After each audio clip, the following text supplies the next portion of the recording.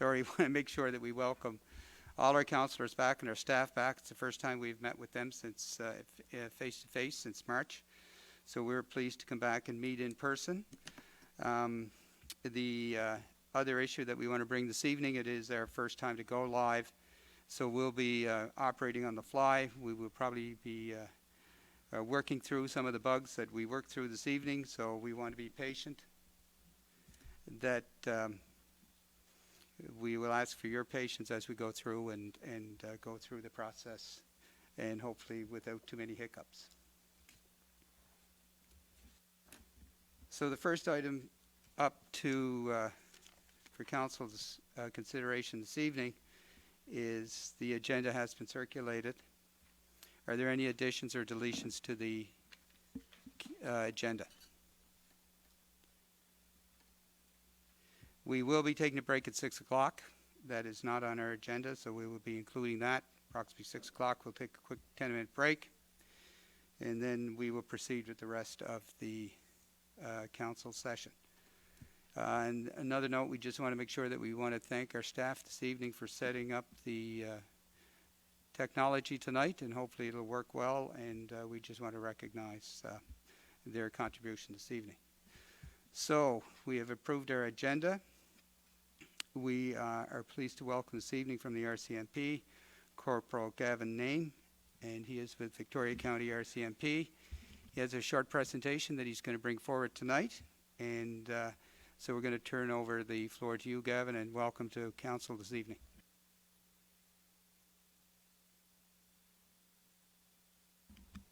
Hopefully I did that right. Can you hear me?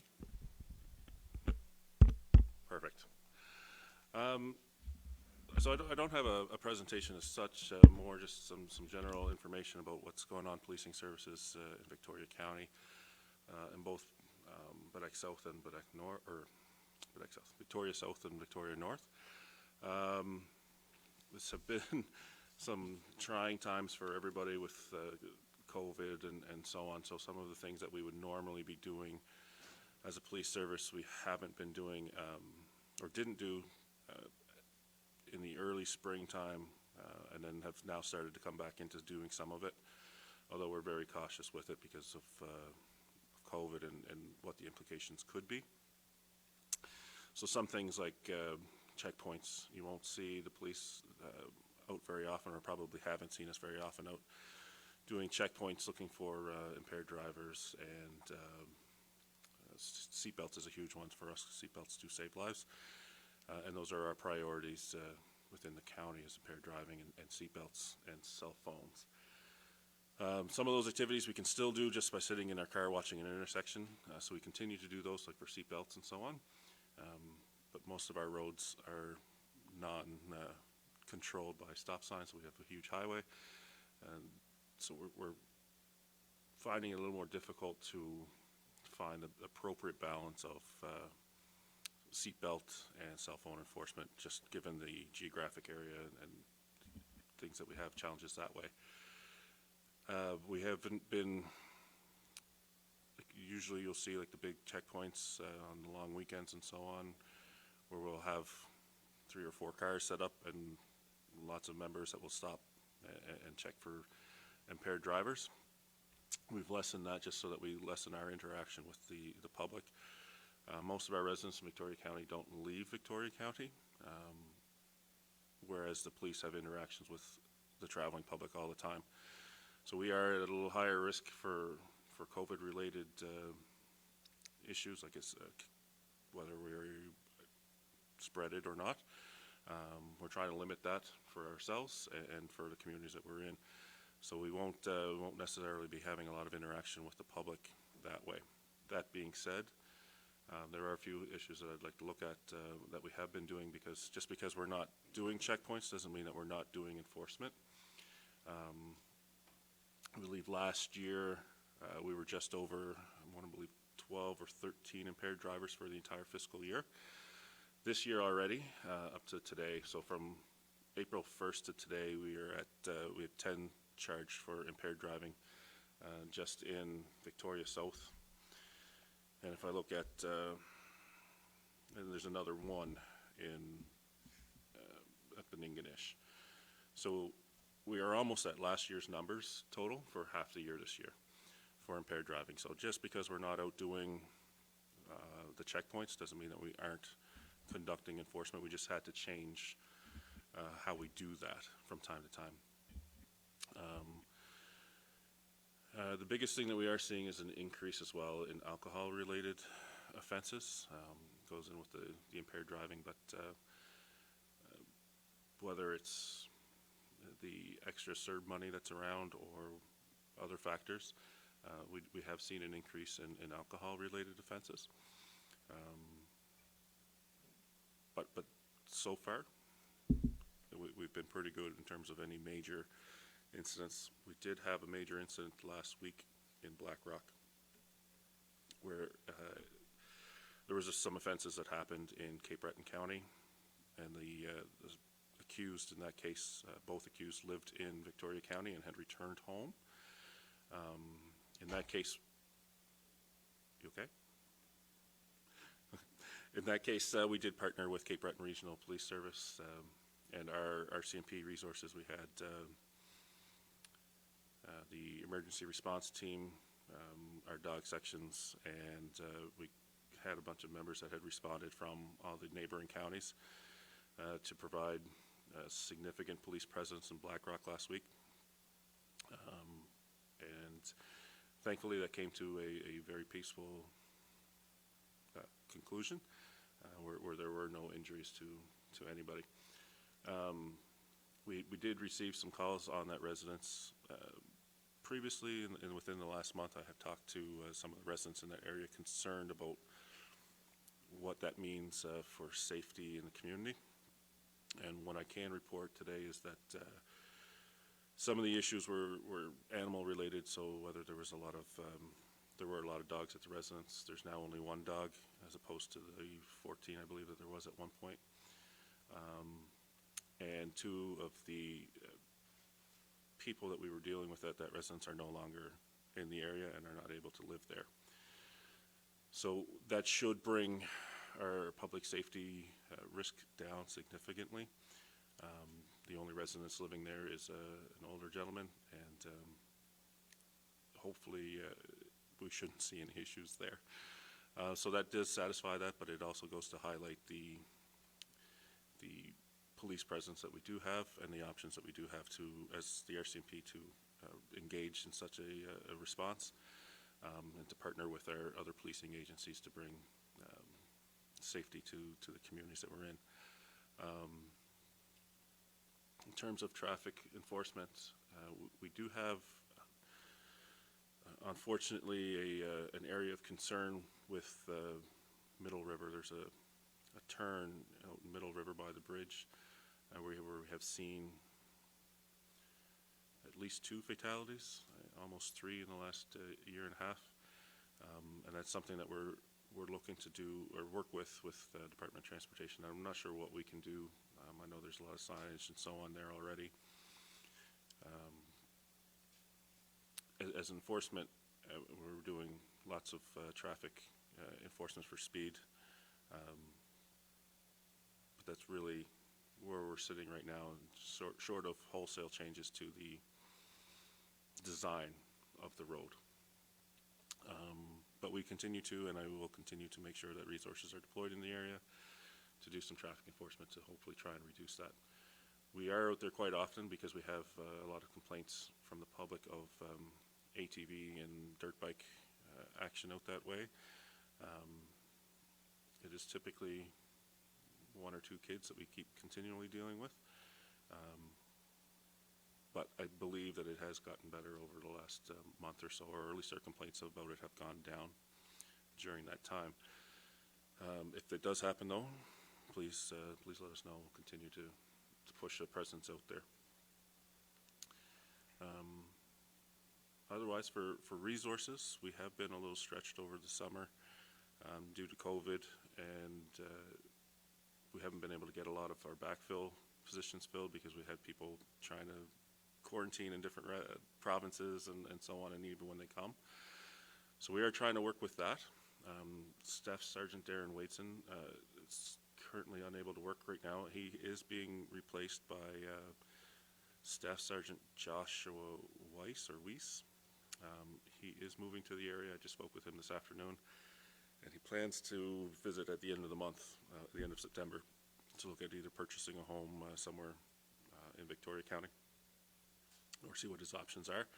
So he should be here shortly to replace Staff Sergeant Waitson. I've been, between myself and Curtis Kutch for the last 6 months, we've been tasked with filling in the big shoes of Darren Waitson while he's been away. We have another recruit that is coming to the area. Ariel Hines is her name.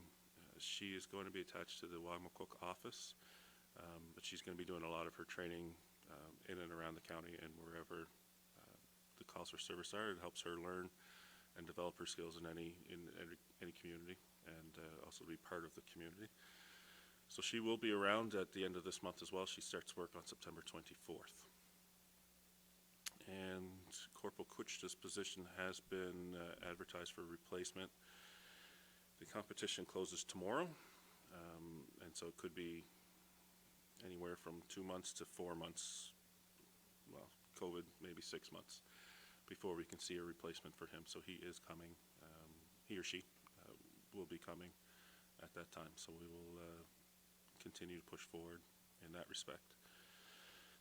And I think that's it for resources. Ingonish is fully staffed now. We have, who's here from Ingonish? I know there's cancer, Ingonish. We now have fully staffed detachment in Ingonish, and all members there, I believe, are there like a year and a half or 2 years, and so they will be there for at least another 2 years. So we'll have some good consistency with policing in Ingonish, which should help. And both, so there's 2 members living in Dinwall, and then the other 3 members that are around throughout the county there. So they are continuing to do that, and should, they've done a lot of great work this summer trying to manage resources during that time. So the new corporal there is Bobby Dickinson, Robert, he goes by Bobby. Brings a wealth of experience from Leaf Rapids in Manitoba, and I believe he's a maritime boy to begin with, so it's nice to have him back home. I think that's all the updates for resourcing that I do have. I guess I should open it up for questions, unless anybody has anything specific they wanted me to touch on. Yes. Thank you very much for the report. We appreciate it, and I appreciate you coming this evening, and appreciate the conditions we're with COVID. We understand it's put stress on everybody, including yourselves, when it comes to staffing. So what we usually do, Corporal, is we give the councillors a few minutes to bring concerns from their districts and direct them to you, if that's okay this evening. And absolutely. And with that, we'll start with Councillor Patterson in District Number 5. Thank you, Warden. Thank you for the presentation. Corporal? I never get ranks right. Just Gavin is fine. Okay, good. Just don't call me late for dinner. Just a comment on the situation you mentioned earlier about the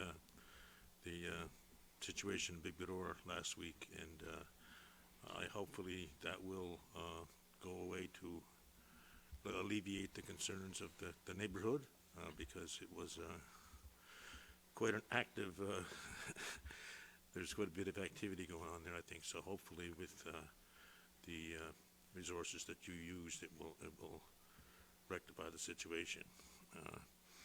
You know, if you can't live in your own home without fear, without you know, being harassed or whatever, what do you really have then? So, you know, That's true. I'd like to thank you and pass that on. Just a question: since the legalization of cannabis, has that made much of a difference in how you work now? No. Not a huge difference that I would say that it,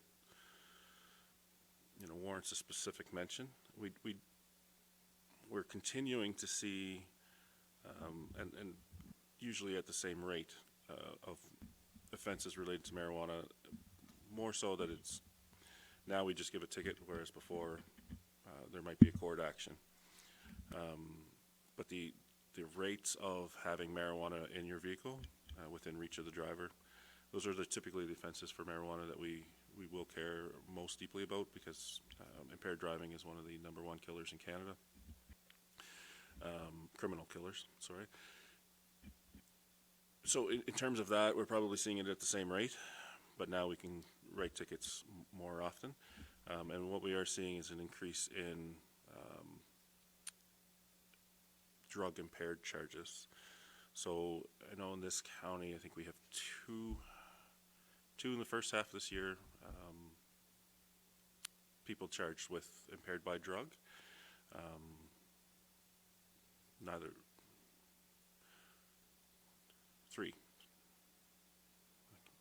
Two for sure. Two for sure. One of them was marijuana related, and the other one was not. So I can say that we are bringing in, so we have drug recognition experts that do testing specifically for impaired driving by drug. And we do have one of those in the county here, which is good, which helps with those types of investigations.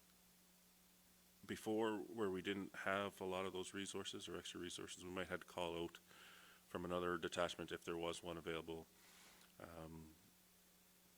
And that made it difficult to prove, and so I found that quite often we were more apt to just, I don't know what the word is for it, it would be dealt with other way. Like, if we couldn't prove the impaired by alcohol, we would typically either take your vehicle, try and find a charge, but if we couldn't, we're kind of hamstrung. Now where we have those resources available, I'm a drug expert myself, drug recognition expert, and I've done 3 tests, 1 for Inverness County and 2 for Victoria County just this year, so in the last 3 months. So having that resource available makes it really easier for us to do those sorts of investigations.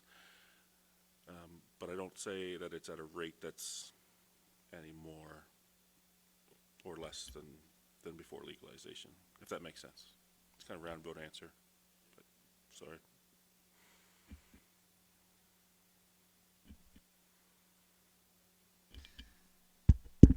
Thank you. I'll catch on to it eventually. Councillor Budge, anything for Corporal this evening? No questions, but thank you very much for your presentation. Thank you, Councillor. Councillor McDonald, anything from District 8 for the Corporal? Yes, Warden, thank you, and thank you, Corporal, for your presentation. I had 2 questions, but you answered the first one in regard to compliment for members in the North, and it's a full compliment, which is good to see. And the second question I had some constituents with regard to the emergency alert system. We've just implemented a municipal alert system for critical incidents, but on the federal level, how is that sent out, or what's the criteria behind it in regard to, like, So we have, that's a notification? very good question, thank you. It's one that I don't really know all the answers to, but I will be happy to get back to you on all of it. But I do know that there are different alerts for different scenarios. So we have the Amber Alert, of course, for kidnapped people and people that are in danger. That's more of like the criteria. You can pull it up quite quickly, but I'll get it for you. It's different than, say, a missing person. And then for the missing person, there's like varying degrees of how you'll want to respond to that, depending on the scenario or what we know. And quite often I find what's difficult is what we know and what we can divulge to the public at any time are often different. And some of it's privacy considerations for people that are involved. And the other part of it's investigational techniques or different things. And sometimes too, there is I don't want to say a gap, but there's a time difference between what the investigators know, when we can have time to send it out to our strategic communications, and by the time that gets reworked and sent out to the public. So you can imagine through that chain there is a little bit of a delay. none of it is done intentionally to withhold key important information from the public. But there are times where there's things that the public would like to know that it's better sometimes that we don't share that information to safeguard either the integrity of the investigation or to keep somebody safe. If there's a specific one that you're looking at or thinking about, I can probably try and help you more with it. I think I was just thinking in regard to if someone was in a situation, if there's a weapon involved in a community setting, where if there's a threat to life, I guess, in the area, that was... Okay, perfect. So in the case of Mr. Patterson's area out in Big Burdor, so I'll use that as an example. It's recent. We did do a general media release on all our social media platforms of a armed and barricaded person in a residence that we had locked down the area and that we had evacuated the area to stay away. At that level, the threat was contained. We knew where the person was. So to put out an Amber Alert, or not an Amber Alert, an emergency alert bulletin for province-wide, because they go out province-wide, it just would have caused some mass chaos. And I think even back to just after Portapique, there was an incident, a critical incident in Hammond's Plains, and they put out an emergency alert, and they were getting calls from, like 911 system was getting calls from PEI asking if it was safe for them to pick their kids up at school for something that happened in Hammond's Plains, Nova Scotia. So we have to be very selective about when we use the emergency alert system because it can overload police systems. So in a case like Big Burdor, we knew where our potential threat was. The area was contained. We had tons of police presence. If, for example, that person was in an active shooting scenario, an emergency bulletin may have been considered at that time. And I know that there are discussions well above my head in terms of how the police can work with Department of Justice and work with the province to use the emergency alert system for cases such as that, for public safety considerations. I don't have a specific answer on how that's going to turn out in the end, other than I do know that it is being obviously discussed. There's a lot of constituents across the province are wondering the same thing. So I can appreciate it. But if we know that the threat is contained, you may see a local response, media-wise, and from the Rcmp. But as I understand it, I don't believe that we have the ability to localize the alerts provincially, just so that Cape Breton gets some, or like parts of Cape Breton, because I think they can separate like different parts of the province. But Richmond County might not need to know about Big Burdor. So it's a balancing act that every police force is dealing with. Not just the Rcmp people, we're all working in it together to try and make sure that what we can communicate is being sent out, obviously, for public safety. And then I think we can all agree technology has come a long way in the last 20 years. And our advances are coming along, and we can keep going and keep learning from things that we've done in the past that may have worked, or something we could find that could work differently or better. And it's conversations like these that help drive that forward. So I do appreciate the questions and so on. That's great, sir. Thank you. Thank you very much, and we're going to go to District 5, Deputy Warden Larry Doffin. 6, sorry. Thanks very much, Gavin. Great presentation. The only comment I'm hearing from residents in my area, again, is regards to speed, especially in, all true English. I guess I hear comments right through the whole community. But in particular from, I guess, the Parish Hall or Deuce's Variety Store, heading north down, you have the post office, the bank, the liquor store, Main Street restaurant, Deuce's. It's a little bit of a congested area. And now I do live on the road right there by the post office, and I'm seeing a lot of speeding also. Seems to be more after supper, people pulling out from the bank or whatever, just giving a tour up the road.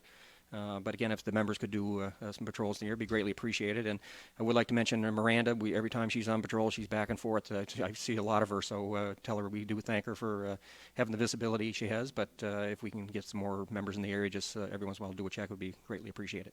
Absolutely, thank you. Thank you, Deputy Warden. Councillor McGuinness. Yes, thank you, Gavin. First question I have, does the Rcmp have consultation with TIR concerning speed zones? We have limited control over speed zones. Because in my district, for example, from here on my way home, one is in Englishtown and the other is in North River. Both of them are 60-kilometer zones, and it's not because of population, I don't think. And one of them was a school zone prior, 30, 40 years ago. And if we see an RCMP park, that's always where they're parked. It's in these zones for some reason. And I think they kept pretty busy in them as well. But so you don't really have any say in where they're put. No. See, the one in Englishtown, with people coming off the Englishtown ferry, which is a frustrating operation at its best of times. That's, you know, and that's I know where you are in there a lot and get a lot of speeders coming off the ferry. Yes. Yeah. Typically, people are frustrated having to wait Oh, absolutely. for Yeah. the ferry, so they try and make it up on the other end. Okay. I just wondered that. The other question I That's have. not to say, sorry, that we can't have those discussions, but we don't have control over speed zones. Okay. Okay. Thank you. The other one is about ATVs. Now, maybe you're going to put handcuffs on me before this presentation is over, but yesterday afternoon, I took the liberty of taking my ATV with a trailer, and I was off the asphalt. I was completely on the shoulder of the road. Now, is that a legal activity for me to do that? Well, no. Okay, I had a safety vest on, helmet on, flashing light on the wagon, So the way and that so on. the way I understand it to work is that to drive an ATV on the road, it can only be perpendicular across the road, Right? and that you have to drive like in the ditch, essentially. Okay. You can't drive on the shoulder of the road unless it's like to go from one trailhead to the next trailhead. Okay. That's essentially how I understand that to be. Okay. Enforcement of such is different. But if you have, for example, if you're driving on the roadway, it needs to be registered, needs to be insured, Yes. and it needs to be roadworthy. Yeah. Insurance purposes and public safety is huge at that point. Okay. So yes, no, driving on the side of the road is not. Okay. I wasn't sure. But in relation to that, I went about 1.5 kilometers from my home, and in the ditch I picked up 36 containers. 26 of them were alcohol related and 10 were water. That gives us an idea how many people are on our highways consuming alcohol. Hopefully there were passengers, of course, but 26 out of the 36 containers were beer cans or rum bottles or whatever. I was totally surprised. But anyway, thank you for your service. It always shocks me, sir, and I say this quite often at our office. Like it doesn't seem to matter how much education we do, and how much Mad Canada puts out, and even I'm sure everybody has a family member, friend, or relative that's been touched by impaired driving, and it doesn't seem to matter because people still do it. Yeah. And I don't understand it. I don't. And this year, like I said, we've almost hit last year's numbers. Yeah. Halfway through the year. It was certainly an eye-opener for me. I was really surprised. Yeah. Well, thank you. Keep up the good work. Thank you very much, Councillor McGuinness. Councillor McLeod, District Number 2. Thank you, Gavin. I was going to ask you about the Middle River. You addressed that you are checking out about the speed in the curve. That we have the fatal accident a couple weeks ago. a Yeah, month ago. We can have discussions with the TIR on those issues. Yeah, Like, we don't control it. yeah. We can have those consultations. Yeah, the residents they contact me about, they don't see the RCMP around, so we wonder if we can, you can have they can have more patrol there. Where is some Margaret to Berek, people is speeding a lot, and of course this accident sounds like it's all the speeds, and. So we asking if you can send more people, and just Sure. I think like you say, it's education too. So if they see the RCMP there at least maybe in a month, they will start thinking, okay, it's going to be there. I know the automatic thought or assumption is that speed is related to that area.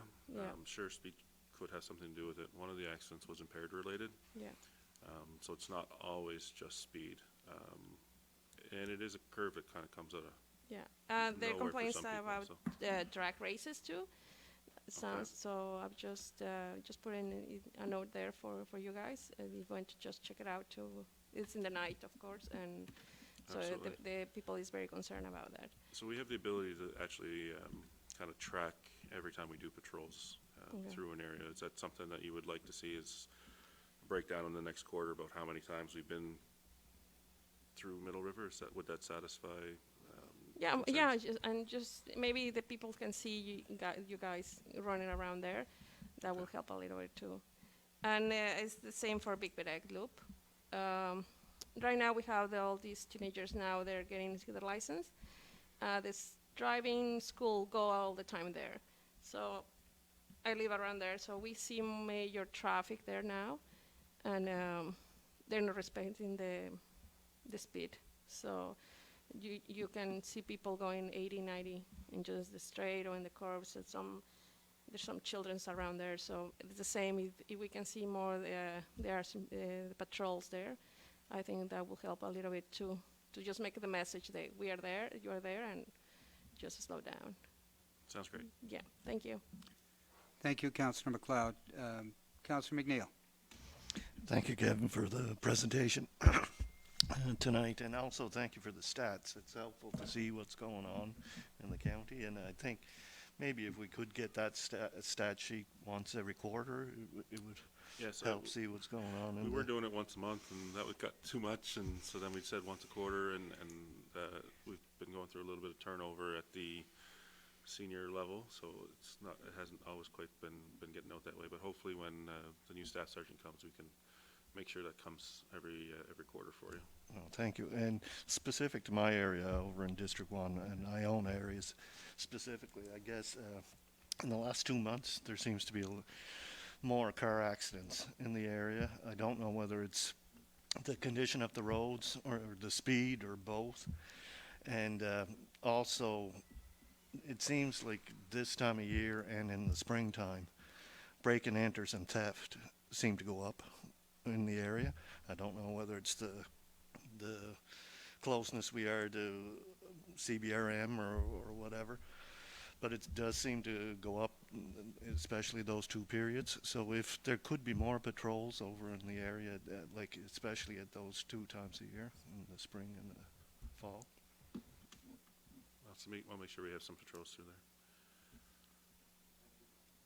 Thank you, Councillor. I believe the CAO, Leanne, has a couple of questions or comments for you this evening. Gavin? Yeah, I just have a couple of things. I'm shocked, Councillor McGuinness, that there was 36 bottles there. The fact that people are littering that much, that could be something. Not only the type of bottle, but that there's litter going on. So just a question, what are the main social media platforms that the RCMP use? Sometimes we'll hear from residents that they may not have heard about a message or something if there wasn't an alert that went out. So is Twitter the main way? Because that would mean that the residents would have to sign up for whatever. That's right. So we have Twitter, Facebook, and when they put them all out, they put them on every platform at the same time. So Yeah. there's, we have our social media, the Twitter and Facebook, And then we also send it out to our media agencies as well, so CBC, CTV, Global. They'll all get the same media release. Okay, So depending on how residents follow it, I know it's a little different. We aren't making calls to house phones. Right, yep. If you are in the immediate affected area, you will see an officer at your door telling you either to shelter in place or will help you evacuate if you're at risk. okay. So residents, if they're wanting to get an update, they should sign up for the RCMP Twitter or Facebook That's correct. account. And there's an RCMP in Nova Scotia Facebook group, so it's Okay. RCMP in Nova Scotia. Okay. Just to let you know, I've contacted Department of Justice. I think it's required for us to have a police advisory committee. So we're trying to get one set up in the area and waiting to hear back from Department of Justice for a member. Right. So that there's someone assigned to this area so that hopefully we can get a police advisory committee set up and we can have more frequent meetings. And then on behalf of Victoria County, just thank you for the work that all the RCMP do. I'm sure it's not the nicest job some days, but it is certainly appreciated. Thank you. Thank you, and just to wrap up, and I just, with my district, the village in Bedeck, we certainly saw an increased presence this summer, particularly around checkpoints that you had set up. So want to acknowledge that, and also contacted one of your members about monitoring the school zones once school started, and they were very good to respond and keep an eye on those speed zones. And it's just a good reminder for folks, especially this year where there was quite a lapse in leaving school in March and not coming back in until September. So we just want to acknowledge and let you know we appreciate that. I just want to double check. Does anybody else have any other comments or quick questions before we formally thank Corporal Gavin? Actually, for I want to make a mention. We did have a number of complaints. Now that I'm thinking of it, we did receive both calls and letters to our office about quarantine. Yes. People quarantining in the area, what the requirements were, and so on.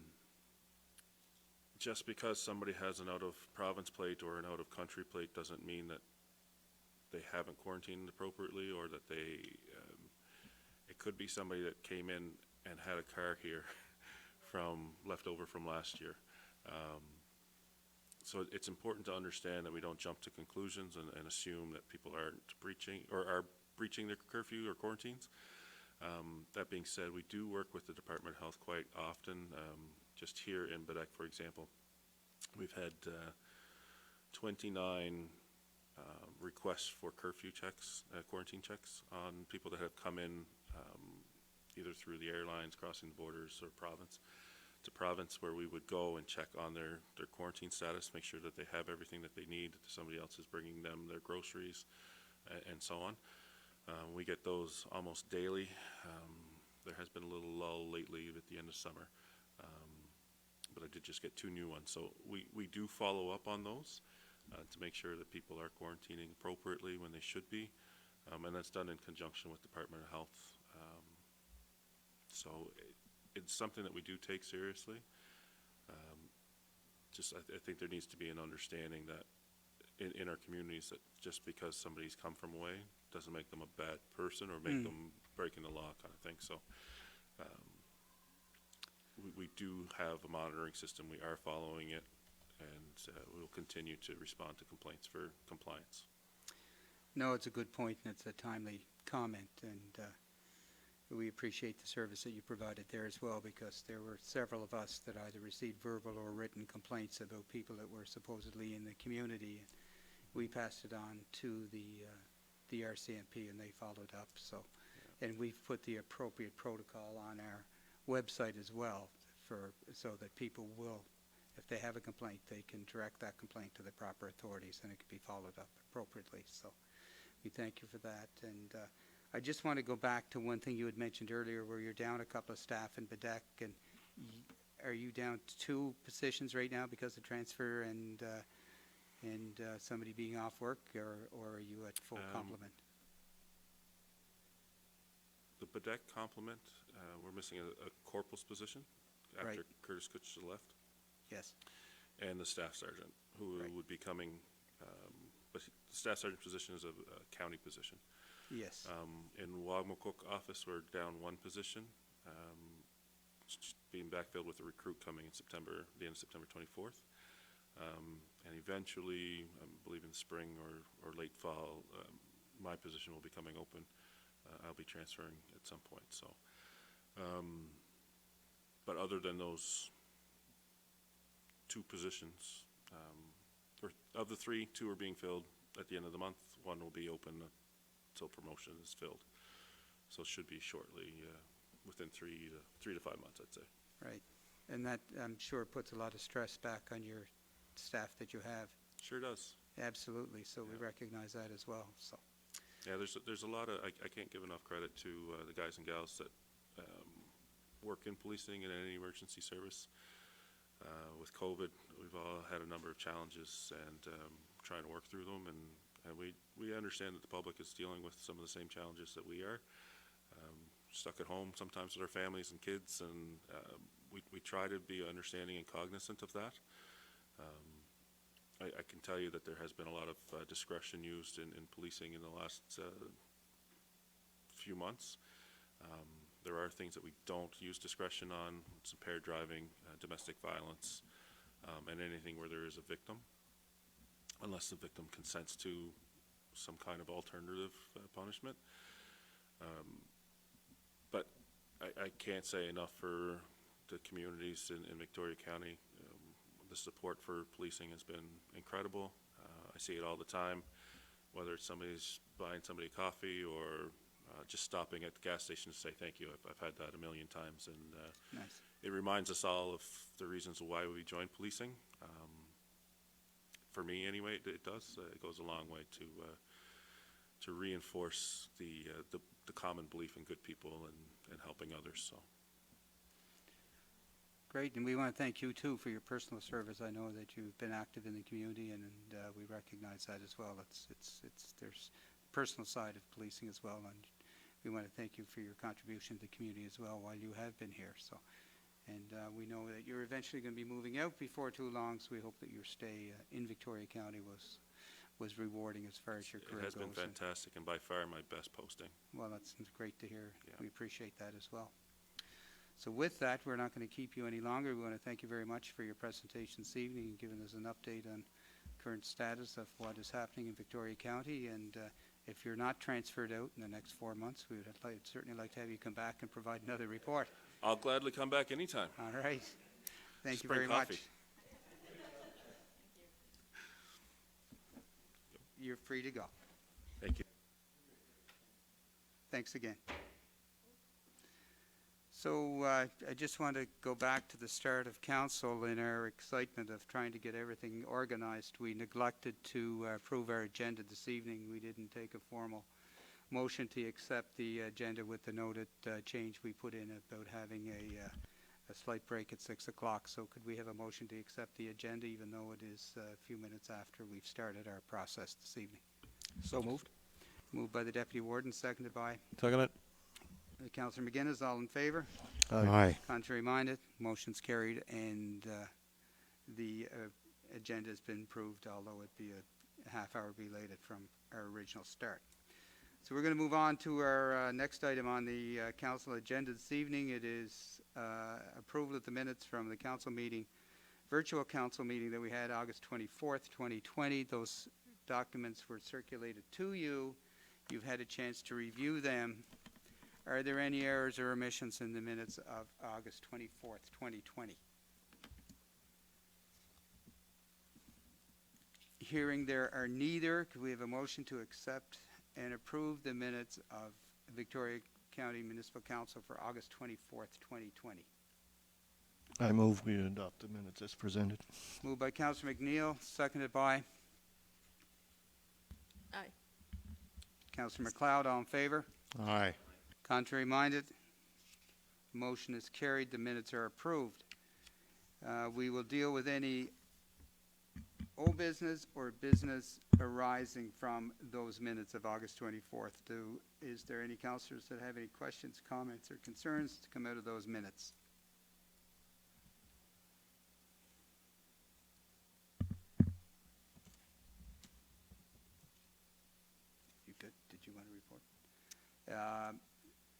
Council is satisfied with that. CAO, do you have any comments in regards or updates from the minutes of August 24th? Yes, I just have some old business related to it. I believe I misspoke at the last council session when Councilor McGuinness asked me how long heavy garbage would take. I think I said it was a week, and staff almost had a heart attack. So heavy garbage will take 2 to 3 weeks. Please be patient with our staff. They will pick up anything that is at the end of the road. So it is starting the week of September 21st, and whatever is left out there will be picked up. So our staff will be doing north and south. So just so everyone is aware, it will take longer than a week. It'll be closer to 2 to 3 weeks for that to happen. Just to let everyone know that Voyant, our system, our Victoria County municipal system, is up and running.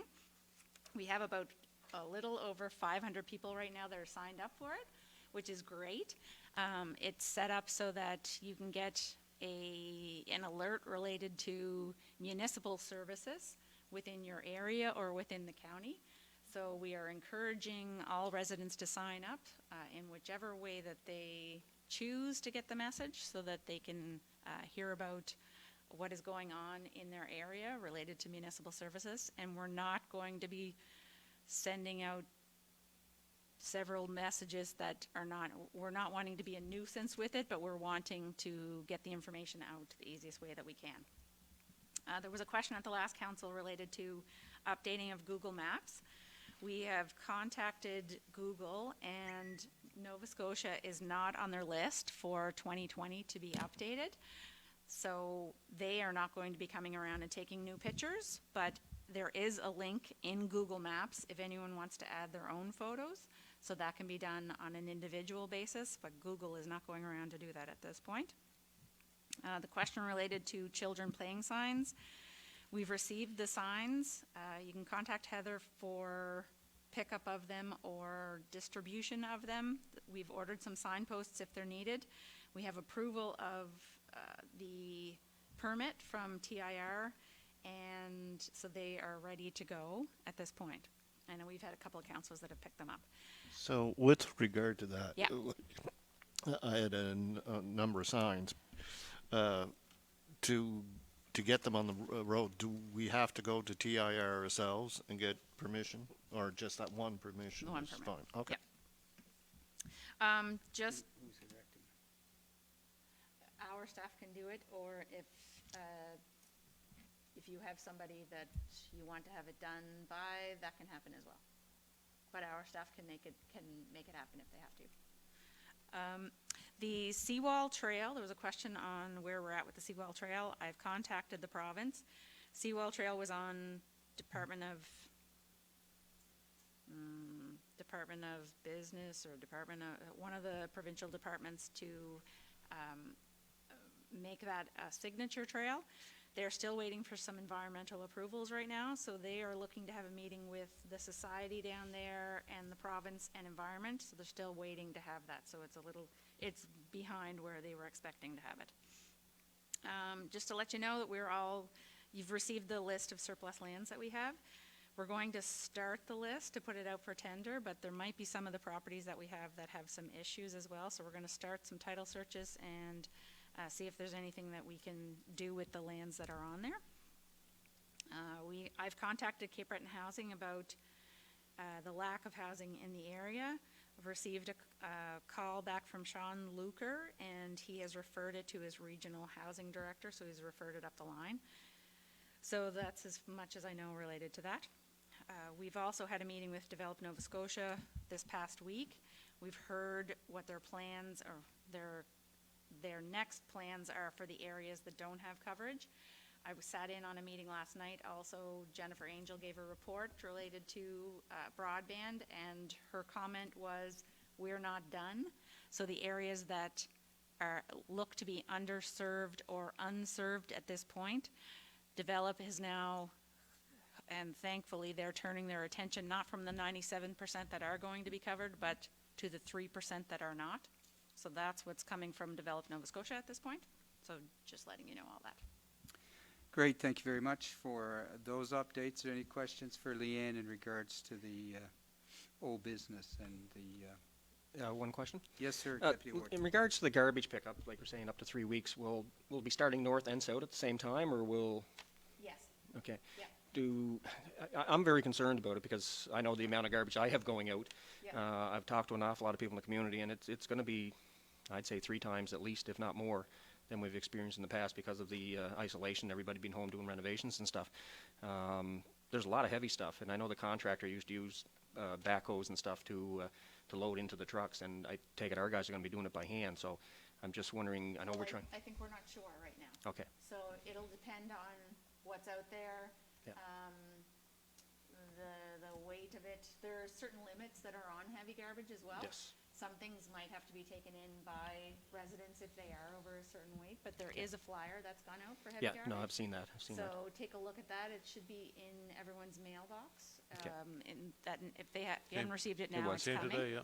So there are regulations on what you can and can't put out there. So there is a weight limit on what can go. Yeah. Even coming up today on the North Shore, a number of places with garbage out already. Like I think it's going to be substantial. So anyway, no. As long as someone's aware of it, and Yeah. if we can adjust to make sure Yeah, it happens, I it'd be think great. we're going to have to adjust. That's a new area for us down Okay. there. So. Thank you. Question? And Thank you, Deputy Warden. Another question from Go ahead, Paul. Councillor McNeil. I was asked by a couple of residents on the Taylor/Mercer Road, whether it got changed or not, whether the heavy garbage trucks would be going up to the residents. Like usually they bring their garbage down to the end of the road. But with the amount of heavy garbage they have, they're wondering if the heavy garbage trucks could go up to the residents. Like it's a listed road and everything. Could that be looked at? Anyway. It can probably be looked at. We're probably following the same collection route that we normally do, but it might be a phone call to Public Works. So I don't want to say something that I'm not 100% sure on. So it might be a call to Robert or Kelly out of Public Works. Yes, just, is it a one-shot deal if I put stuff out week number 1 and decided I had stuff also in week number 3? Could I put it back out again? No, they will go Okay. by your house one time. Okay, fair enough. Yep. Good, thank you. Any other questions? Thank you. We're going to move on to new business or the CAO's report, which was circulated to you earlier today. Just have the CAO go over that report, please. Okay, I'll just go over a few things on there. Had a department head meeting this week, so just want to bring you up to date on some of those things.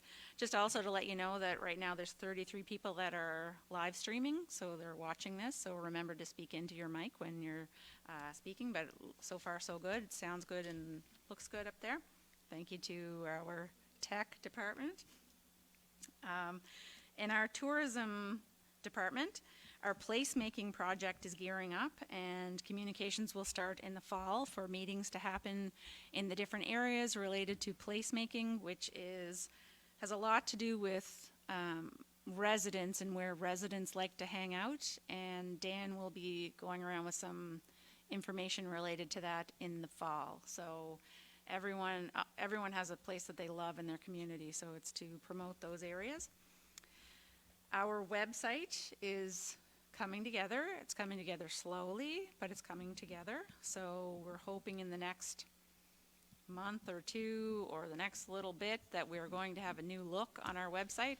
I say that, but I could get my hand slapped on the time frame on that as well, but we're working on it. So our website is going to have a fresh new look.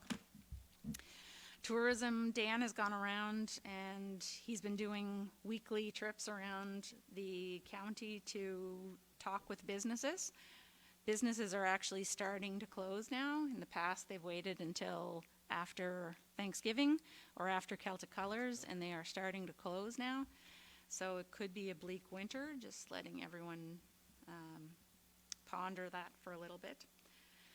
In our recreation and active living department, Lydia's going to be having a strategy meeting next week. She's gathered some data and some notes from the 130 plus surveys that have come in. She's going to be presenting that information, and initiatives are going to be developed from that. The summer rec kits that she has started to break those up and drop the product off and distribute it to different areas. So she's dropped some stuff off already at the library and at daycares, and is continuing to move it around the county so that kids have some more things to play and do. So if you see some of this product around, it was ours. We're distributing it. She's also had a photo challenge over the long weekend. She's going to be judging the photo challenge in the upcoming week, and she's looking to do a photo challenge every season, so getting out and getting good pictures of the county. She's also helping Dan with the placemaking research that's going on. She's hosting a guided hike this weekend at Nicholson Trail with a 9 a.m. start, and she's hoping that's the first of many. She's also in discussion with principals around the county on how to spend this year's rec funding, and she said there's some good ideas that are happening out of that, so that's good to hear. Economic development, Patrick has some organizations that are still looking for funding, and he's looking to find some solutions for them. He's also working with organizations and businesses with tie-ins on the wage subsidy that tie-ins now has available. So tie-ins is offering training modules, which the wage subsidy can also help pay for those training modules, so it could keep staff on for a little bit longer. So he's working with some businesses related to that. He's also promoting the virtual advisor. So Cape Breton Partnership has a virtual advisor for any businesses that have needs or struggles or things that they want to do, opportunities, the SWOT, and those businesses could get matched with an advisor. So if you know of any business that is struggling or is looking to expand or just is looking to talk to somebody, a mentor or an advisor, contact Patrick. There's some advisors that are Nova Scotia, but also across the country that could get paired up with businesses to try and help them improve. There's also a mountain bike strategy that's happening, and the first draft on that is coming out soon. In our finance department, we're going to have another meeting before the end of September to have a presentation of our financial statements, our consolidated financial statements. They have to go into the province before the end of September. And we're also working on finalizing some numbers in there related to some contracts that we're working on. In Public Works, we're still waiting on funding related to our water and wastewater systems. So we're getting the designs and the applications ready to go. We're just waiting from the province on some funding, some good news on some funding. We've started our waste management review. GHD is the company that, the consultant that has won that contract, and they've visited all the sites and are reviewing the data that they have, and are going to be delivering some information to myself and Alex, and also to council. So they will be coming to council in the next little bit. There's lots of applications coming in for casuals for heavy garbage season. So those job interviews are happening in the next couple of days. And also related to Public Works, there's quite a few water accounts that are running a little delinquent. Water is going to start to, they're going to have to start looking to possibly shut water off if accounts are unpaid. So please, if you're talking to residents in your area, encourage them to pay their water bills. Just a couple of other things that are going on. HMCS Shawinigan is going to be in town here at the waterfront tomorrow. So there will be sailors that will be walking around. These sailors are normally stationed out of Halifax, so they're not outside the Atlantic bubble, but if you see some, they're excited to get off the boat and to walk around here. Some have not been here before. And so if you see them, welcome them to the area. We've been working with the park on some projects over the last little bit, and we're looking to sign a contract with them in the next little bit also. That's everything I have at this point. Thank you very much. Any questions or comments for the CAO on new business and her report? Councillor McNeil. Just one thing on the water accounts. Is it possible to find out which area has the most, like delinquent water accounts, just to have a heads up before people start calling? Right. I think the system can be broken out that way? Oh, yeah, right. Yes, they can. Yep. Yeah, we'll get that information to you. Just as an FYI. No specific accounts. Yeah, just the area, Yeah. just the district. Yeah. Councillor McLeod. When you say about the website, I check when you open the website in a cell phone, in a mobile, the page comes half, comes just a little, instead of full page, just half. So maybe they can check it out. Maybe Okay, some error yeah. there. Now that, Some bug or something. what you're seeing right now is not the new website. No, it's the old. Yeah, okay. It's the old one. Okay, so on Just, a yeah. cell phone. Yeah, in cell phones, they can just check out why it's just half page. Okay, yep. Thanks. Councillor McGuinness has a question. Yes, I just noticed the numbers of rejections are quite high. Yes. What happens to them? They stay there. They stay in the bin.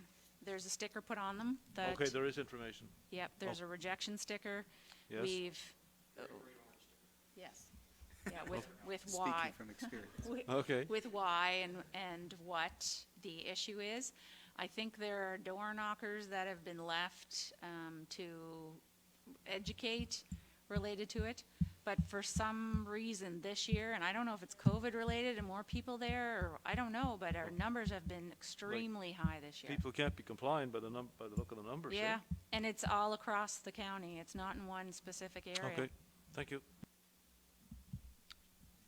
Any other questions or comments? And I just, for the information, when we talk about the Shawinigan coming in tomorrow morning, and I'm very much like Councillor Patterson, I'm not good on whoever the captain or whatever his role is, actually is from Oikagama, so there's a local flavor involved, and he sent us some quick correspondence just indicating that how pleased he was to come into Medak and be close to his own home. So if you are around town tomorrow and you see some of those guys around, certainly welcome them to Victoria County. So, okay.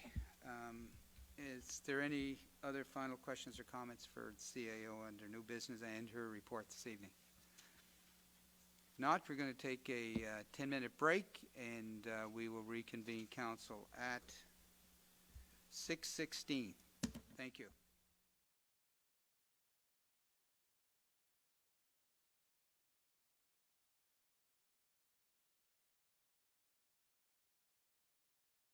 Thank you very much. We're going to reconvene council. So our next item on our agenda is the taxation update. And just as we reconvene for council, I just remind council again, because it's a new process to us, to make sure your mics are on and please speak into your mics. And so it just, and if you get a subtle reminder, it's meant as a subtle reminder. So with that, we will proceed with the taxation update from the CAO or the CFO. Who's providing that? I have that.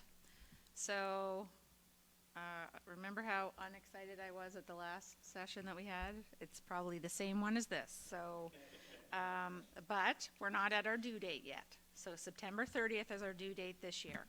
Today we have 5.75 million outstanding. Last year at this time it was 2.6 million. So it's a significant difference of $3.1 million.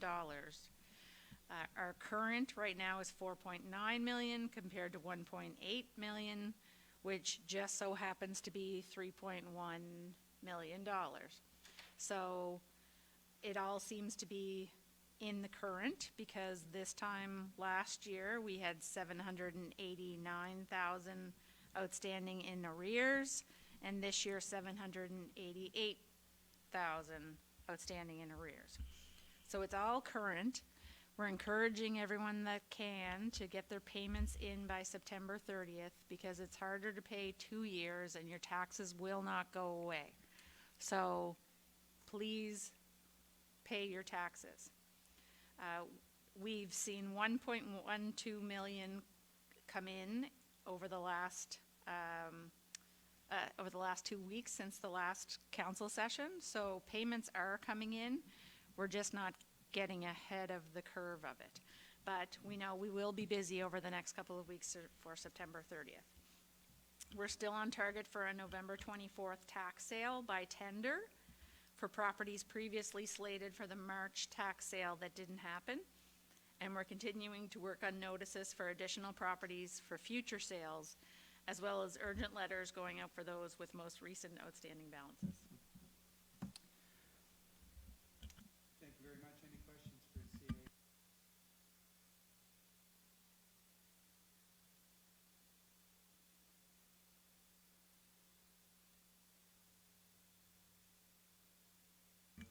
That doesn't seem to be of interest to folks. Interesting. The other question I would have for you, if you had any conversations with other municipalities in Vanessa, Richmond, are they facing similar type collection issues? I have not had any conversations. It will be it'll probably be a question in October after our due date. Yeah, I'm hoping there's going to be a real drive over the next couple of weeks. See, last year at this time we were past our due date, so we're really not dealing with apples to apples at this point. But we're encouraging everyone, please pay your taxes. Your mic, I don't think is on. Maybe just tap it. Just Yeah, I'm one sorry, Councillor McLeod had a question? Yeah, just one question about the financial. Is that due date for apply, or will be open in these couple months? For the refinancing? Yeah, The due date on that is the 30th of September. and after that, is not going to be open again? No. Okay, No. that's good. Thanks. Okay, and- So if it's a sign, it could be a sign that people are really affected this year. So we're encouraging anyone that needs to, or that has been affected by COVID, to fill out the application form and send it in. We also have pre-approved payments that we are setting up where it makes it easier, so you could almost have a monthly amount come out of your account. So therefore, we have the forms available online for that as well. So we're encouraging anyone to sign up for pre-approved payments at this point as well. Did you look at like 2 weeks, like last year before the end of July, whether it's almost the same as what it was? Didn't look at this week, but this council, but I looked at that for the last council, and we are farther behind right now this year than we were that far into the date last year. So Alex just said she did compare at the last council session, and we're still behind. So. Any other questions or comments in regards to it? Certainly is an indicator potentially that the reality of COVID is here. We knew that we would see it at the end of September, and let's hope that it's not quite as bad as early indications are.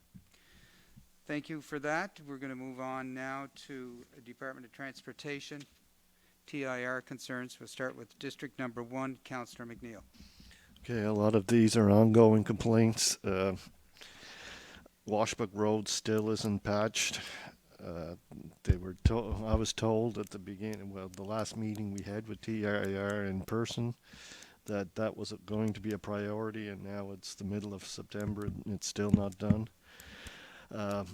The gypsum outcrop in Jamesville, the road has to be fixed there. They have to look at it. It's a major fix, but it's undermining the road there. All they're doing is putting in a little bit of patching, and the next week it's gone, basically. Shoulder of the road, just past the post office in Iona, there's a deep drain running through it. It's getting dangerous. Actually, there was a car accident there this week. Grass Cove, erosion of the road in 2 places. On the bank there, it's basically the guardrails are hanging. It has to be looked at ASAP. And also another ongoing complaint is Grass Cove, Gillis Point Road there just before the bridge. It's being undermined there, and it's dangerous. And again, it has to be looked at ASAP, or the road is gonna cave in. Thank you. Is that your list for this evening? Is my mic on? Yes. Yeah, thanks. I'm just going to note also, so I've contacted Steve about having a quarterly in-person meeting. I'm not sure if it's going to be Zoom or if it's going to be in person, but I'm waiting to hear back from him when him and Jamie can be available for that. So. Thank you, Councillor McNeil. Any Department of Transportation Infrastructure renewal issues in District Number 2, Councillor McLeod? No, I have all my concerns in the letter July 6th. I don't have any additionals. I know some of them they're working on, so nothing for tonight. Thanks. Thank you very much. District Number 4, Councillor McGuinness. Thank you. I brought this forward prior. I really feel that TIR is not doing any justice to our roads or our repairs, and I really feel that it should be passed on to the private sector. I don't want to put anybody at work. I think the work is there to be done, and private contractors could do it, and it's obvious, as we all know, the TIR is not doing it. There's stuff in my district that I've been alerted the Department of Highways for 6 months, for example, in Englishtown. I passed by it again today. A red pylon in a hole in the pavement, and that's the only repairs we get. It's just a patch. It's just something, a warning. So I just really think we should talk to the minister, and this whole system is not working. Period. That's my first concern. The other is the highway from the ferry to Patterson Bridge is to be paved next year. It's on the list. And I feel it should be widened the same as the Cabot Trail with the bike lanes in it. It's a dangerous highway as it is, and I brought it up to Steve McDonald, and the response was that there was too many culverts and bridges. Well, there's not really. There's only 2 bridges that I know of from the ferry to Patterson Bridge, and I would like to see that. Been the chances there. If it's not done now, it'll never get done. If it's paved now, they'll just say, well, we paved it in 2021 and we're not going to do it again. I just think we should stress that it has to be done. Make it the same width as the existing Cabot Trail. That's it for tonight. Thank you. Thank you. Thank you very much, Councillor McGuinness. We're going to go to District Number 5, Councillor Patterson. Thank you. Just a couple of announcements. Paul, don't get too mad at me. 6 inches of brand new asphalt, graveling all the shoulders. It's like driving in a dream world. They just completed most of the work last week, so. Plus the other little jobs that I had indicated to be done have been done too, some ditching and some graveling and so on. So I don't know what you fellas are doing, no? I mean, just, anyway. Anyway, that's it for the. Thank you for that positive report from District Number 5. We'll go to Deputy Warden, District 6. I got it correct this time, so. Thanks, Warden. Just one item. I guess as everyone's mentioned, a lot of items are still outstanding, but they're on the record, so we'll leave them go. This is kind of a wild one, I guess. That's one of my pet peeves, is graffiti on the rocks in the mountains. Smokey's presently being done over, doing an excellent job. It's going to be quite the piece of highway when it's finished. But I see a couple of great I guess, platforms for graffiti. I'm just wanting you to make a request to Department of Transportation if there's any signage that could be erected saying graffiti is illegal or a fine could be imposed, something to, because most people think that graffiti is, you're allowed to do it. Not, especially young people that I've talked to don't believe that it's not allowed. So if there's anything that DOT could do to encourage that in the area, it'd be greatly appreciated. And that's it. Thank you, duly noted, and it is on the list. Anything in District 7 tonight for TIR, Councillor Budge? One thing, and that's Trout Brook Bridge.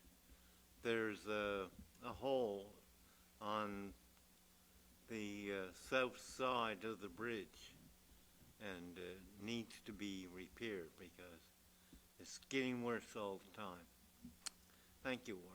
Thank you, Councillor. We'll add that to the list. Councillor McDonald, anything in District 8 this evening? Yes, thank you, Warden. I actually have quite a few concerns this evening. Some of them are a little bit repetitive, but I honestly feel that if I don't bring them up, then it'll just show how long that we keep bringing them up over and over again before the process has even started to get them done. The intersection again at Dingwall and Cape North, that Y intersection, again I had another constituent called in regard to a near miss at that intersection again. That's the second time I've had that in 2 weeks. And TIR is aware of it, and they're still waiting on, I guess it's the safety gentleman, Mr. Murphy, there to come down. So that's something that I think that they should put on top of their priority list. Shoulder washout all along the Cape North Hill there by Cabot Fire Department. Took a drive down there the other day, and in some spots it's down 2 feet the shoulder. There's not even any location there that you can walk on. It's a total washout there. And that's something that I would like to have added onto the list. And I had a email from a gentleman who lives up on Southridge Road. And he was in a conversation with MLA Bain and TIR last year, and they had told him that there was some type of road infrastructure and maintenance plan that they're going to devise or come up with and assist him up in that area, because there's a lot of gravel roads in that area, and he's in the process of starting cross-country ski trails at his residence there. But his concern is that the roads are so bad up there that he had a lady come the other day that she couldn't even get up, and she had sustained damage to underneath her vehicle. And there's an intersection on that road that goes to Blaze Road, and TIR is supposed to put a sign up at that intersection that was supposed to be done last year, and that still hasn't been done to date. And he would like some attention brought to that, to get the signage up, and to sit down with TIR, because he says he's tired of voicing it through his local councillor and his MLA, and it just seems that nothing's being done, or it's not getting any more attention. So if I could have that put on that list as well, please. Yes, sir. And also, Warden, St. Margaret's Village there, the turn down from the co-op store, I brought that up at last council. I thought that would have been priority to have a look there, but still nothing done there. Bayrow Valley is a complete, I don't like to use the word disaster, honestly, but it is. All the shoulders are displaced. It needs armor stone. It's a very dangerous travel along that section, especially since school started with school buses and any type of heavy truckloads coming along. And the guardrail in that area is also laying down. I feel like a judge here with all these complaints. The culvert, there's a culvert along Mill Hill in Bay St. Lawrence that was brought up, I believe, last year at council, and there's no culvert there, I believe, and the road is washing the residents' driveways is a complete washout there, and she's asking me if I could have that put on the list as well for Mill Hill and Bay St. Lawrence. And lastly, the infamous Gaelic Signage. They arrived, I believe they arrived in Cape North at the end of August. And to date, there's not a sign put up, as we're still waiting for the boundary locations, I believe, from TIR. And I had asked personally if there's anything with that, and local TIR says that they didn't receive any information in regard to that yet.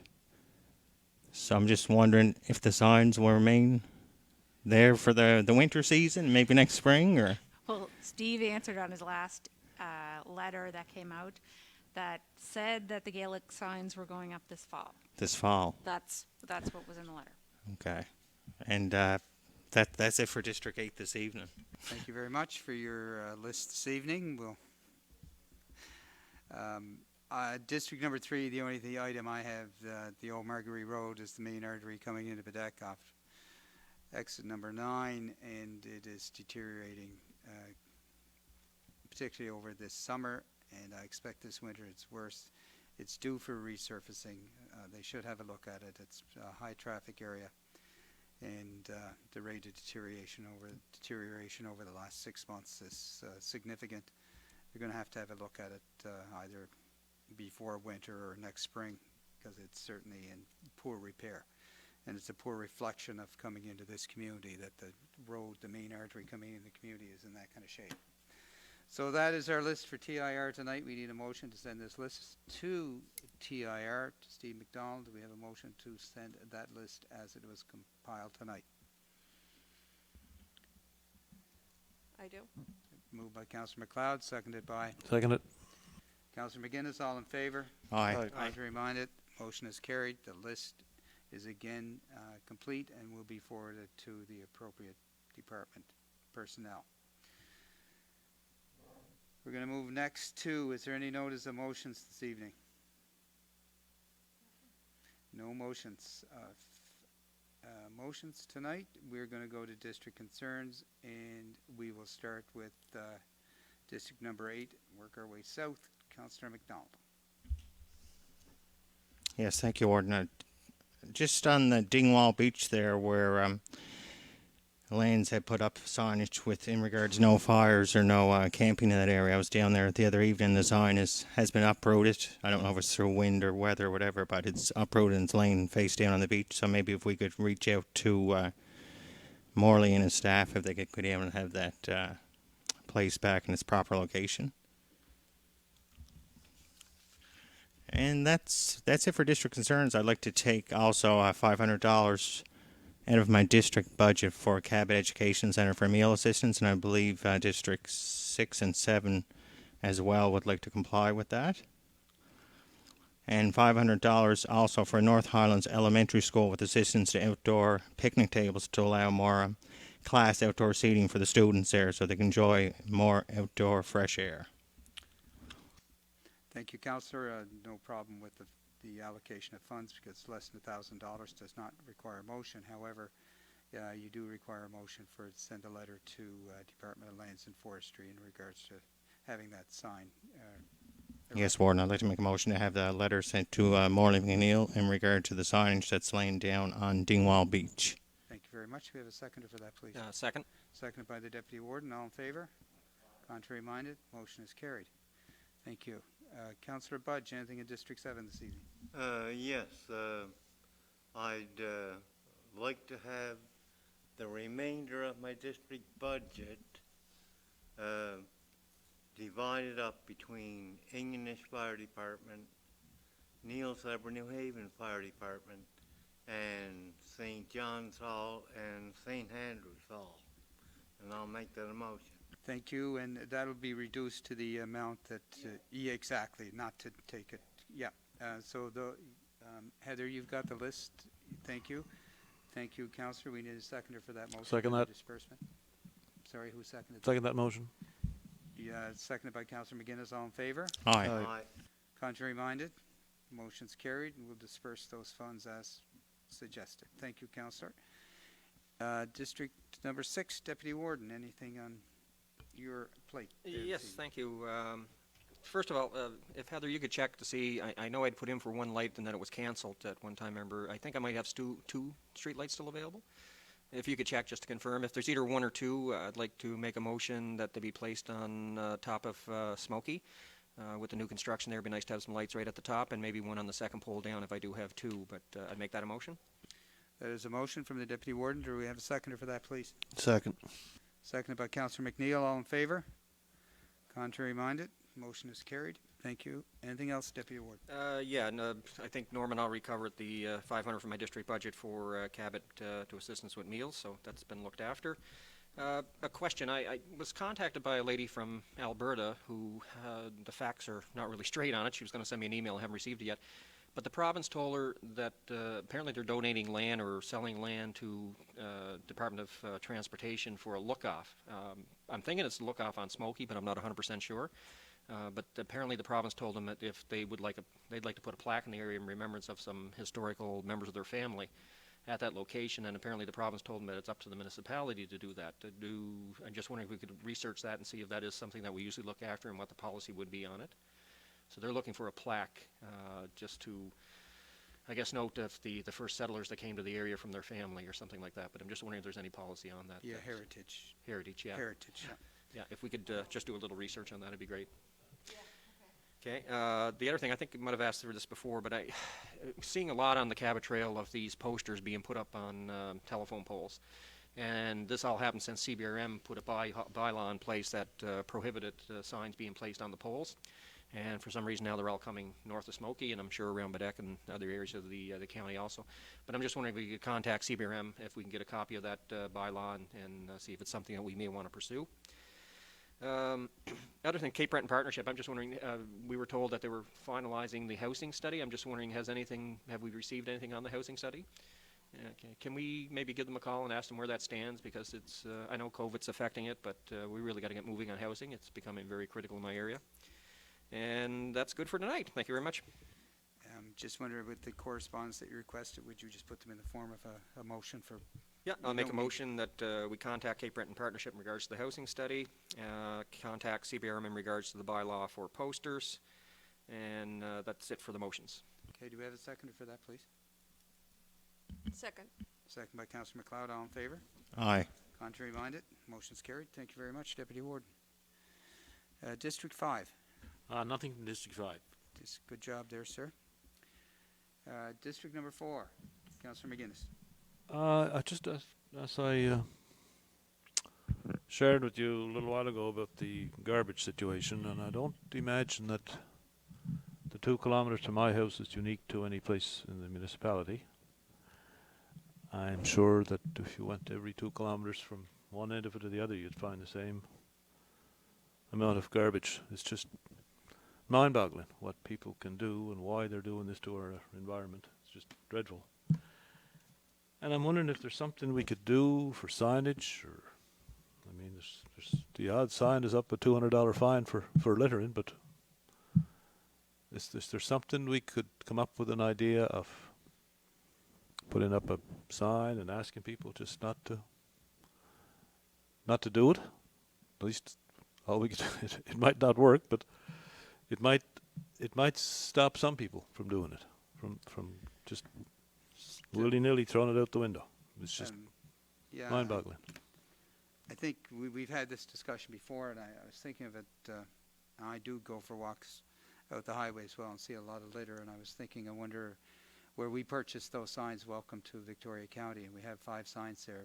If we could tag something on it to say that we are encouraged being a litter-free municipality or something, I think we could do some messaging around there, and it would be at the entrance and the exit of each. So I kind of thought that would be a location rather than try to put different signs in different locations. Yeah, But that'd be does that sound wonderful. like That sounds like a good idea. so To start, it would be it might spur a start. few individuals, or Yep.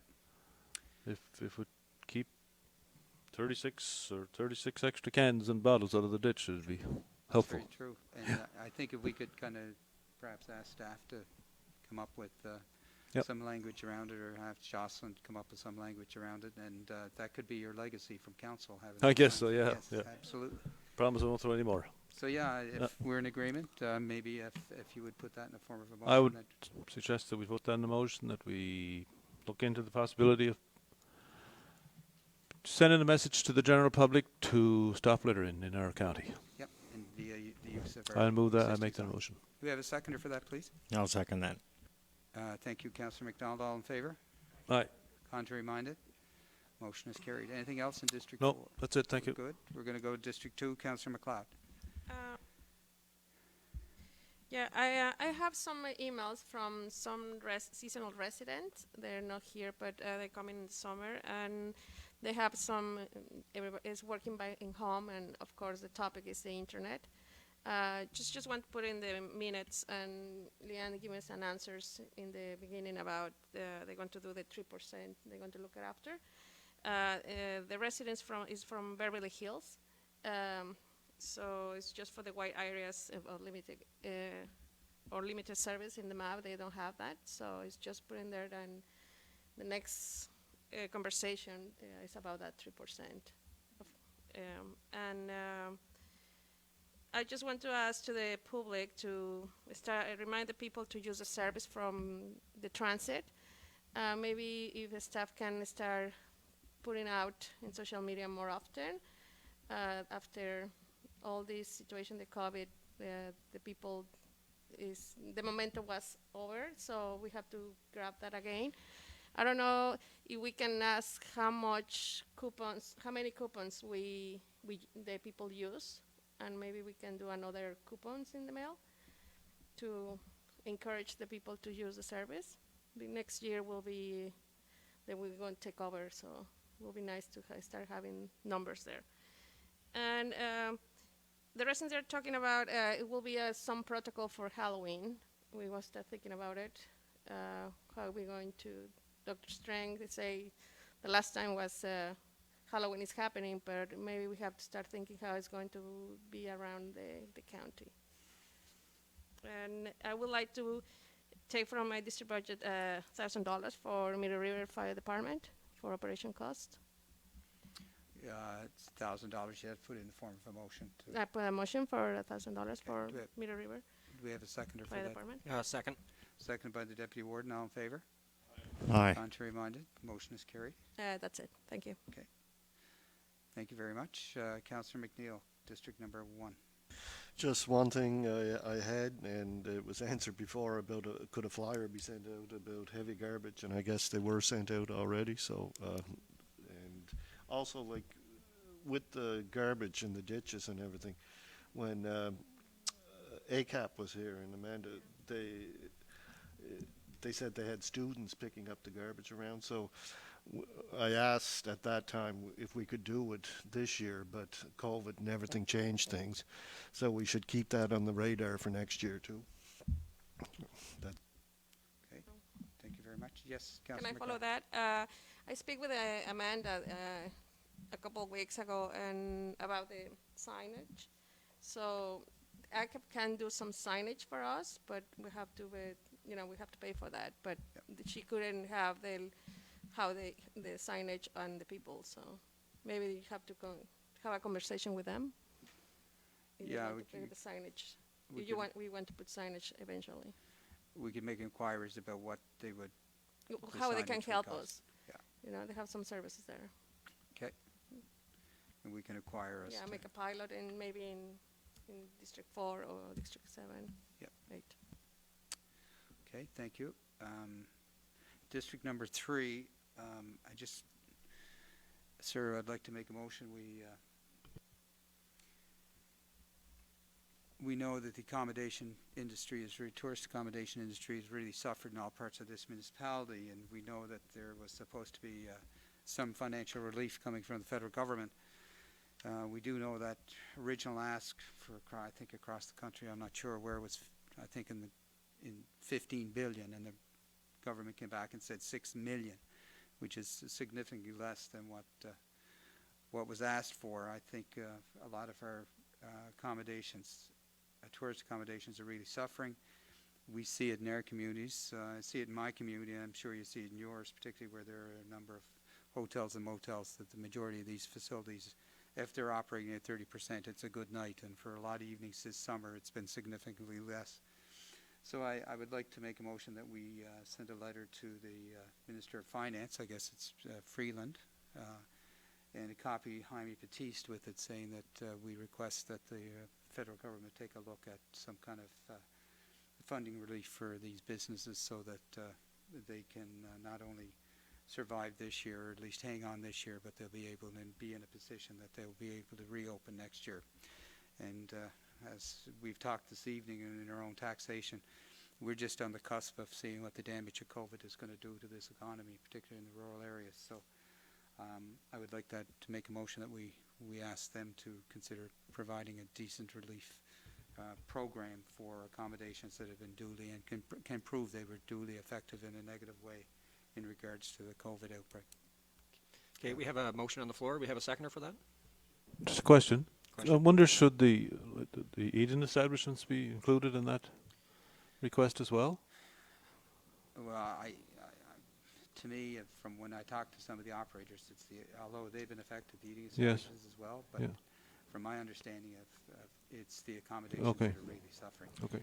And I think if we hear back from the eating Yeah. Okay. part Fair of enough. it, then we can take a look at that as well. But Yeah. I think if we could focus on this one and then All to start, and if we hear back from the industry, the eating establishment, then we'll deal with that as well. But I've heard from at least 3 operators that are. Exactly, yeah, it'd be the same in English. So the motion on the floor, do we have a seconder for that motion? Second. Seconded by Councillor McNeil. All in favor? Aye. Aye. Contrary minded? Motion passed. Thank you, Deputy. And I just take $500 out of my district budget for the BOLD program. So, and I think there's 2 other districts that will be taking 500 as well. So District 2 and 4 are also contributing as that. So if that would be reflected in the minutes as well, we're going to contribute to their continued operation for the good program they provided for Southern Victoria County. So that's it for district concerns. Are there any committee reports this evening? Just there was a meeting with Develop Nova Scotia. We had as council for the concerns of the area that weren't involved in the second stage for broadband. Not much information was given, but they are looking, like our CAO said prior, to these areas, and hopefully in the next week or 2, I'd like to talk to Patrick Austin too, and myself, and whoever is involved in the broadband committee would meet with a couple of the ISPs too. So. Thank you, Councillor. And just to echo Councillor McNeil's comments, we did meet with Develop Nova Scotia. Councillor McNeil is the chair of that committee, and we made it very clear to them that we were quite disappointed with the number of white and non-service areas in Victoria County. So yes, it's a nice announcement, but having said that, we've already heard conversations here this evening from councillors whose areas are affected by clearly not getting the service that we had hoped we were going to come out in that round. So I think it's important that if they've indicated to the CAO in a meeting last night that they are going to focus on the other 3% or areas that are not going to be serviced, it probably wouldn't be a bad idea that we follow up that with a letter from council to hold them to their recommendations that they're going to move forward trying to service these areas. So perhaps it wouldn't be a bad idea to make a motion to send a letter to. I'll make that a motion that a letter be sent to Develop Nova Scotia. Thank you very much. And also, it was mentioned at the end that an email be sent with them with the problem areas. So I wonder if all the councillors could give me a list of the areas that wasn't announced in the first 2 rounds, and I can get that email off to them. Thank you. I'll second that. Okay, it's been seconded by the Deputy Warden. All in favor? Aye. Contrary minded? Motion's carried. Any other committee reports? And bylaws, we have one this evening for second reading? Yep. For the community development, community district development improvement bylaw, commercial development district improvement bylaw. Just the one. It is the policy of the Municipality, County, Victoria Commercial Development District Improvements Bylaw. We had our first reading on our virtual meeting on August 24th. This is the second reading.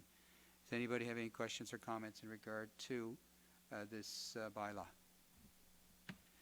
Hearing none, we'd like a motion to accept the second reading of this bylaw.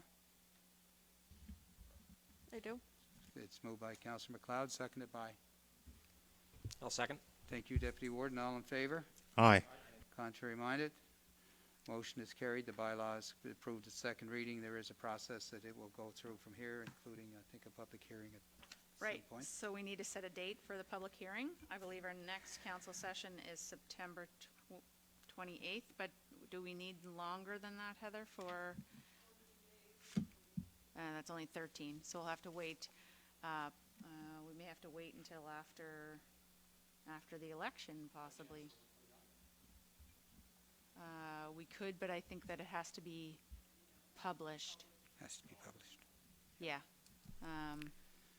And we have to have a council session in September related to the financial statements and the approval of those. So, possibly we'll have to wait until after the new council? Yeah, I guess when we meet on the 28th, we'll figure out whether or not there'll be another council meeting prior to the election, just in case something comes up we don't know. So with that, we will hold that in abeyance until after the election on the 17th, or unless we happen to meet in October. And if we're meeting in October, we'll probably set that public meeting an hour prior to the council meeting, if indeed we have it in October. So we good with that? Policy reviews? Nope, none at this point. Correspondence? It was really slow, actually, the last little bit in correspondence. We received a letter from TIR that I forwarded to everyone.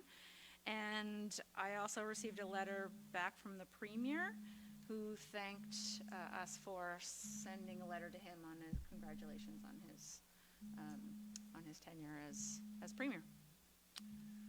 Okay, thank you. And I know that because we are streaming tonight, I just want to check with our technical people. Are there any questions or comments that are coming in from? I know we have a question about Halloween. Our understanding with Halloween right now, with the direction from Dr. Strang, is that Halloween is go ahead as planned. Should those issues change, I guess we'll deal with it, or administration will deal with it, or we probably give the direction to staff to make the appropriate decision at the time. If it's canceled, we'll make sure that it goes on our webpage, and that we send out a public service announcement to have folks know that it has been canceled. Is there anything else on? That would probably be something that we would use the Voyant alert system for. Okay. Maybe not. Oh. Anything else? No, we're good. Is there any other items or issues to come to council this evening? Yes, Councillor McGuinness. I would just like to welcome Rosella Bourne to our gallery this evening, and a candidate for District 4 in the upcoming election on October 17th. All the best to you, Rosella. Welcome and good luck, Rosella. So our next meeting of council is September 28th at 5 o'clock, and it will be under similar circumstances as tonight. So again, I just want to thank everybody in the session here this evening for their patience as we work through this process. It's the first time we've gone through it. I would like to mention that everybody did reasonably well, and hopefully what minor issues we had this evening will be ironed out by our next meeting.